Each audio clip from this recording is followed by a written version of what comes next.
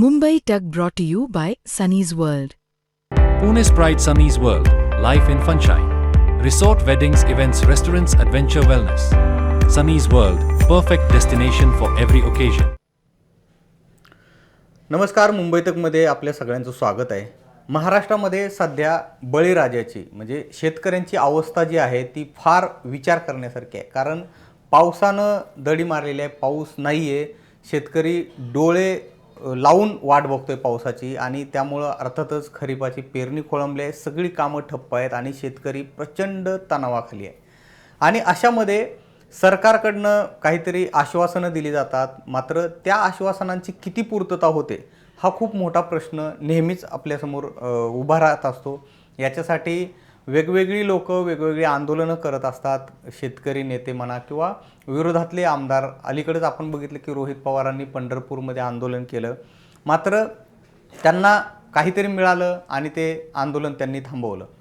अशामध्ये शेतकरी नेते रविकांत तुपकर यांनी गेल्या 4 दिवसांपासून बेमुदत अन्नत्याग आंदोलन सुरू केले.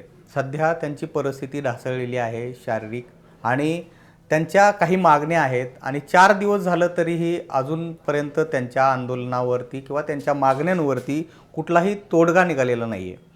आज झालं आहे असं की मुंबईमध्ये शेतकरी आंदोलकांनी निदर्शनं केली. अरबी समुद्रामध्ये त्यांनी जलसमाधी घेण्याचा प्रयत्न केला. तिथं त्यांना पोलिसांनी अडवलं. तिकडं मंत्रालयासमोर अगदी गळफास गळ्यामध्ये अडकवून तिथं झाडावरती सुद्धा तीव्र आंदोलनं करण्यात आली. आणि एकंदरीतच हे आंदोलन जे आहे रविकांत तुपकरांचं हे पेटताना कुठंतरी दिसतंय. आपल्यासोबत रविकांत तुपकर आहेत. आपण त्यांच्याशीच संवाद साधूया की 4 दिवस झाले त्यांची प्रकृती ढासळताना दिसते. अजूनपर्यंत कुठलीही चर्चा सकारात्मक झाल्याचं दिसून येत नाही आहे. इकडं आंदोलन हळूहळू जोर धरायला लागलेलं आहे. रविभाऊ, स्वागत आहे तुमचं मुंबई तकमध्ये. धन्यवाद. हां, तर काय म्हणजे आज 4 दिवस झालेत आणि आपण बघतोय की सध्या तरी कुठलं सकारात्मक प्रतिसाद येताना दिसत नाही आहे आणि इकडं तीव्र आंदोलन मुंबईमध्ये सुद्धा झालंय आज. असं आहे, मी काही स्वतःच्या स्वार्थासाठी बेमुदत अन्नत्यागाला बसलेलो नाहीये. मला काय मागच्या दाराला विधान परिषदेत घ्या किंवा मला काय आमदार खासदार करा किंवा मला काय महामंडळाचा अध्यक्ष करा, याच्यासाठी मी बसलो नाही. मी बसलोय महाराष्ट्रातल्या तमाम शेतकऱ्यांची फासाकडे जाणारी पावलं थांबवण्यासाठी आणि आमच्या माहिती वाचवण्यासाठी. आमची काय मागणी आहे? आमची मागणी अशी आहे की आमच्यावर झालेलं कर्ज हे सरकारच्या चुकीच्या धोरणामुळे झालेलं आहे. म्हणजे जेव्हा सोयाबीनला भाव मिळू पाहत होता तेव्हा यांनी सोयाबीन आयात केली, पाम तेल आयात केलं, सोयाबीनचे भाव वाढले. कापसाला भाव मिळू पाहत होता तेव्हा कापसाच्या गाठी आयात केल्या, कापूस निर्यात केला नाही. कांद्याला भाव मिळू पाहत होता तेव्हा यांनी कांद्यावर निर्यात बंदी लादली आणि शेतीमालाचे भाव सातत्यानं पाडल्यामुळे आम्ही कर्जबाजारी झालो. आता मागच्या वर्षी प्रति क्विंटल सोयाबीनचा उत्पादन खर्च हा 7-7.5 हजार रुपये होता आणि बाजारात भाव 4,000-5,000 होता. मग कसं शक्य आहे ते? होईल काय? म्हणून आम्ही कर्जबाजारी झालो. मग आमच्यावर झालेलं कर्ज हे सरकारच्या अनैतिक धोरणाचा परिणाम आहे. त्यामुळं आमचं कर्ज फेडणं ही सरकारची जबाबदारी आहे. उद्योग तोट्यात गेले उद्योगपतींचे तर तुम्ही त्यांचं कर्ज राईट ऑफ करता. बरोबर. जसं केंद्र सरकारनं 16 लाख कोटी रुपयांचं उद्योगपतींचं कर्ज राईट ऑफ केलं. कुणी मोर्चा काढला नव्हता, कुठे आंदोलन झालं नव्हतं, जाचक निकषाटी लावल्या नाही, माफ केलं. मग शेतकऱ्यांनाच कर्जमुक्ती देताना सरकारकडे पैसा नसतो, मग त्याच्या जाचक निकष आणि अटी घातल्या जातात. आता जसं सरकारनं ही कर्जमाफीची योजना आणली आहे, ही योजना यांनी पहिले विधानसभेत मतं मिळवण्यासाठी मोठमोठी आश्वासनं दिली, 7-12 कोरा कोरा कोरा, आणि आता द्यायची वेळ आल्यावर ते नाक मुरडतायत. मग आम्ही आंदोलन केलं सगळ्या शेतकरी नेत्यांनी नागपूरला. त्या आंदोलनाचा परिणाम म्हणून सह्याद्रीवर बैठक झाली. मग त्यांनी 30 जूनची तारीख दिली आम्हाला आणि सगळ्या शेतकरी नेत्यांची म्हणणं विचारात घेऊ असं सांगितलं. दुर्दैवाने कुणाचंच म्हणणं विचारात घेतलं नाही. ते परदेशी समितीला अशा मेक मारून ठेवली त्या कर्जमाफीत, इतक्या चाचाकाठी घातल्या की महाराष्ट्रातले 10 ते 15% शेतकरी सुद्धा त्या कर्जमाफीमध्ये बसणार नाही अशी परिस्थिती आहे. उदाहरणार्थ 2019ला ज्यांची कर्जमाफी झाली त्यांना फक्त 50,000 रुपये मिळणार.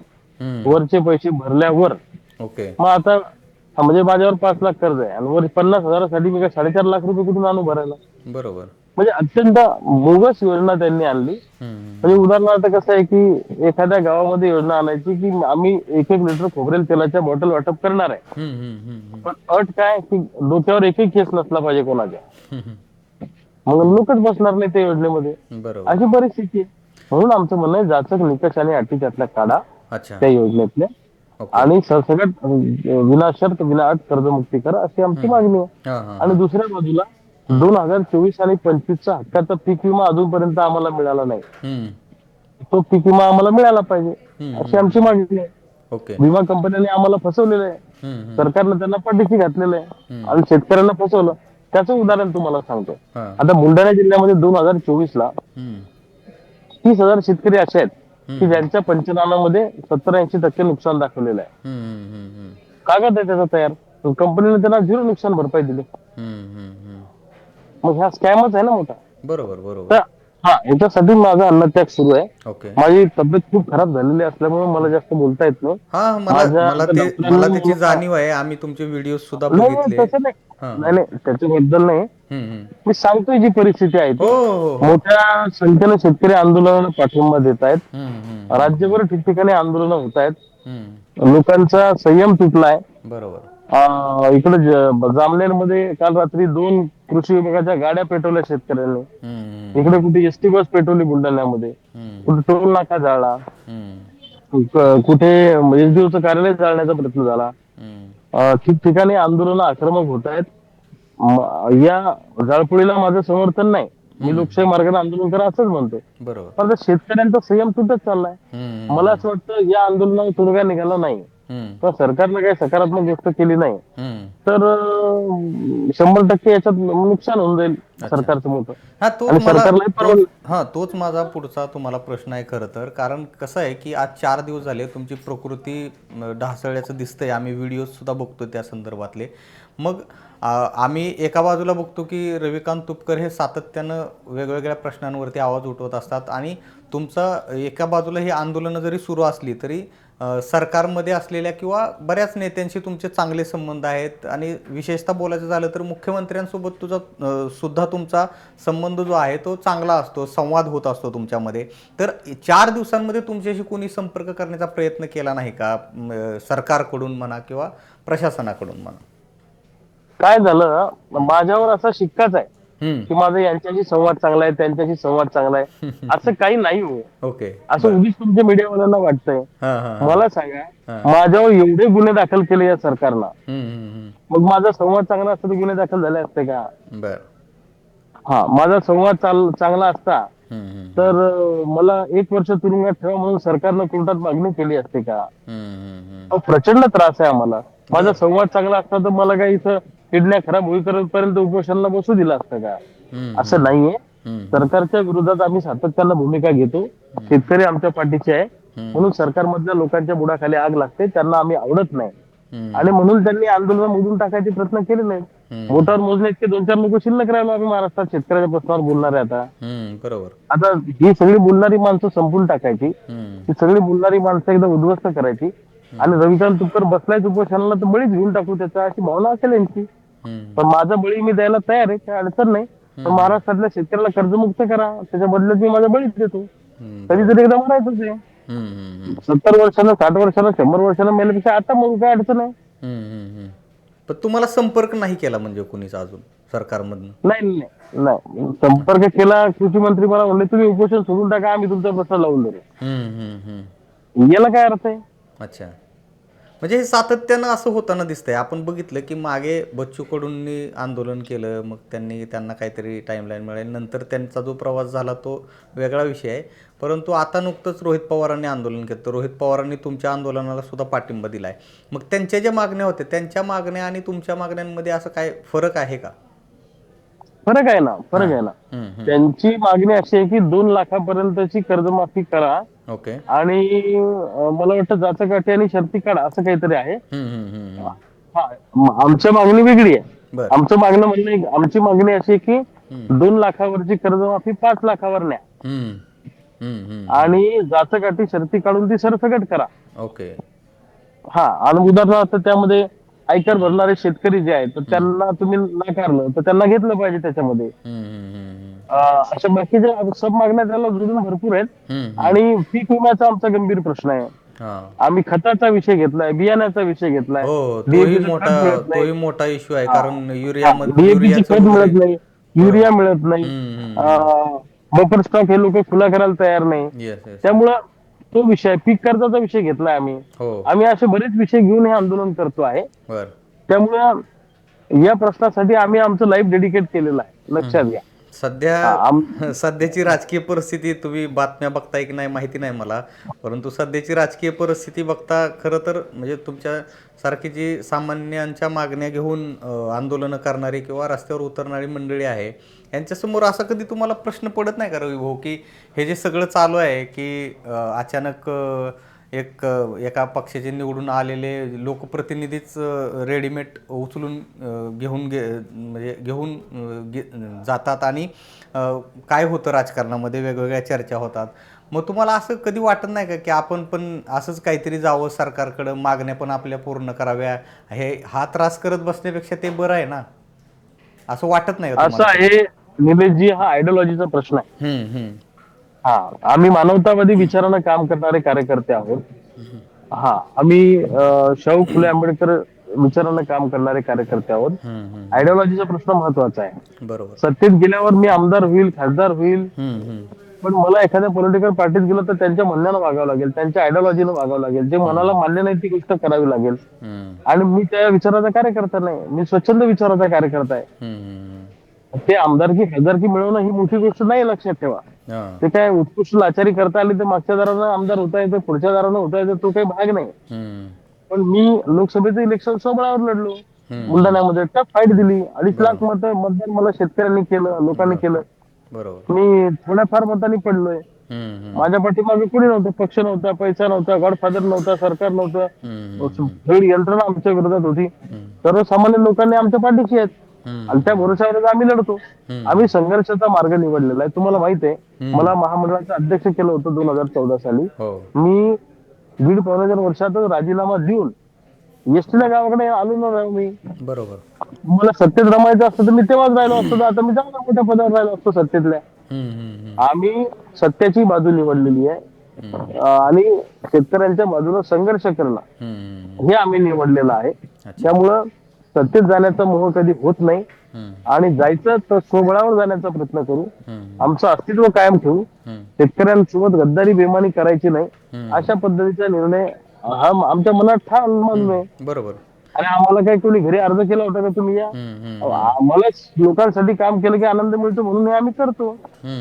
आणि तुम्हाला माहित आहे माझा स्वभाव, मी जी प्रत्येक गोष्ट करतो ती प्रामाणिकपणे करतो, इमानदारीनं करतो. मी काही इतर पॉलिटिशियन सारखा करप्शनवाला नाही, व्यावसायिक पॉलिटिशियन मी नाही. बरोबर. मी साध्या घरातला शेतकऱ्याचा पोरगा आहे. माझ्या घरी तुम्ही या, माझ्या आई वडिलांना भेटा, कोणाला विचारा. आणि अनेक भल्या भल्या राजकारण्याच्या नाकात दम आणलाय आम्ही चळवळीच्या माध्यमातून. प्रस्थापित व्यवस्थेवर अंकुश ठेवण्यासाठी आणि या पुढाऱ्यांवर अंकुश ठेवण्यासाठी चळवळी जिवंत राहिल्या पाहिजे या मताचे आम्ही आहोत. त्यामुळे आम्ही सगळं हे करतो. आता महाराष्ट्रातलं शेतकरी कर्जमुक्त करणं आणि सरकारने ठोस असं काहीतरी करणं या संदर्भामध्ये केलं पाहिजे अशी माझी भूमिका आहे. नाही, आता तोच प्रश्न होता माझा पुढचा, की आता 4 दिवस झाले, तुमची प्रकृती सुद्धा ढासळलेली आहे, कुठेही दखल याची गांभीर्याने घेतली जात नाहीये, आंदोलनाला प्रतिसाद वाढताना दिसतोय आणि लोक आक्रमक होत आहेत, म्हणजे आंदोलक आक्रमक होताना दिसत आहेत. तर आता मग काय अल्टिमेटम काय असणार आहे सरकारला, की तुमचा पुढचा इशारा काय असणार आहे? जर हे असंच चालत राहिलं तर किती दिवस राहणार असं पण आंदोलनाला लोकांचा पाठिंबा मिळतो, लोक आक्रमक होतात. बघा ना, मुंबईमध्ये आज लोक आंदोलन करतात. आमच्या सहकाऱ्यांनी गेटवे ऑफ इंडियाला जाऊन आंदोलन केलं. होय होय होय. ते एक आमचा लातूरचा शेतकरी पुत्र आहे, त्या श्रीराम चलवाडले, त्यांनी तर त्या मंत्राच्या झाडावर जाऊन आंदोलन केलं. त्यांनी सकाळी 7 मिनिटाचा व्हिडिओ केला की आज माझा शेवटचा दिवस आहे. ते भगतसिंगाच्या विचारानं पेटलेले लोक आहेत. हा, आणि माझी तब्येत ढासळल्यामुळे लोक अजून असंतोष लोकांच्या मनामध्ये आहे. त्यामुळे मला असं वाटतं या आंदोलनाचा वनवा अधिक पेटू नये असं सरकारला वाटत असेल, कायदा सुव्यवस्था तयार होऊ नये, तर जरा सरकारने थोडं उदार मन दाखवावं, आमच्याशी चर्चा करावी, आमचं म्हणणं ऐकून घ्यावं आणि त्याच्यावर मार्ग काढा. पण हे निरंतर चालू राहणार आहे जोपर्यंत मागण्या पूर्ण होणार नाही तोपर्यंत. अच्छा, प्रश्नच नाही, आंदोलन सुरूच राहणार आहे. ओके भाऊ, एक थोडासा वेगळा प्रश्न आहे, कारण कसं आहे की एक व्हिडिओ मी बघितला तुमच्या टाईमलाईनवरती की तुमचा मुलगा तुमच्या डोक्यावरून हात फिरवतोय, फार म्हणजे इमोशनल असा व्हिडिओ आहे तो. काय फॅमिलीची कशी भावना आहे म्हणजे तुमचं आता खरं तर ह्याच्यावर काय प्रश्न विचारावा हा पण प्रश्न आहे खरं तर. नाही, असं आहे की आता मी तर काही व्हिडिओ पाहिला नाही, तुम्ही पाहिला असेल कारण मी काही बघत नाही, पण मुलगा माझ्याजवळ रोज बसलेला असतो, तो माझं डोकं दाबून देतो, मला पाणी देतो, माझ्या केसांमधून हात फिरवतो, तोही खूप इमोशनल झाला आहे, मुलगी पण इमोशनल आहे, माझी आई आहे, वडील आहे, लोक आज रडत होते अक्षरशः इथं माझी अवस्था पाहून, लोकांच्या डोळ्यात पाणी मावत नाही, तर त्यांना वाटणारच आहे कुटुंब म्हणून. पण मी त्यांना सांगितलेलं आहे माझ्या समोर रडायचं नाही, मी एखादा निर्णय घेतला की तो मी घेतला. हा, माझ्या वडिलांनी आणि आईनी पण आज आक्रमक प्रतिक्रिया दिली आहे, सरकारला सांगितलंय की आई म्हणून तळतळाट आमचा समजून घ्या. हा, त्याच्यामुळे ठीक आहे, कुटुंबाला वाईट वाटतच असतं आणि वाटणारच आहे. आता जर डॉक्टरांनी सगळ्यांसमोर सांगितलं की ते उद्या कोमात जाऊ शकतात, तर त्यांना झोप लागणारच नाही, त्यांच्या डोळ्यात पाणीच येणार.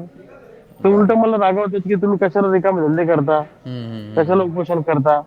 आता ते आई वडील म्हणून, पत्नी म्हणून, मुलगा म्हणून ते त्यांचं ठीकच आहे, पण आपला धर्म लढण्याचा आहे. मी बारामतीच्या ऊस आंदोलनामध्ये होतो, पंढरपूर ते बारामती, जबाबदारी माझ्याकडे होती, राजू शेट्टी, सदाभाऊ आम्ही एकत्र असताना. त्यावेळेला मला मुलगी झाली तर मी 1 महिन्याला मुलीचं तोंड पाहिलं, नाही गेलो गावाकडं.